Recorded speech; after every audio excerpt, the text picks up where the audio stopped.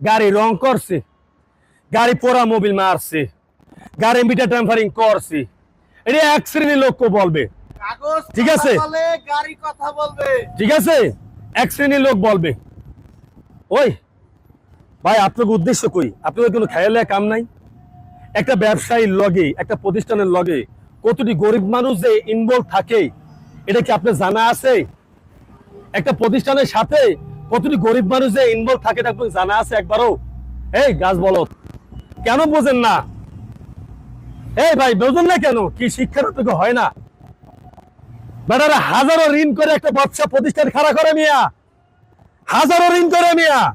ঋণের যায় অনেক মানুষ দেখছেন তো আত্মহত্যাও করছে, দেখেন না ভিডিও? আসেন এরকম প্রুফ অনলাইনে।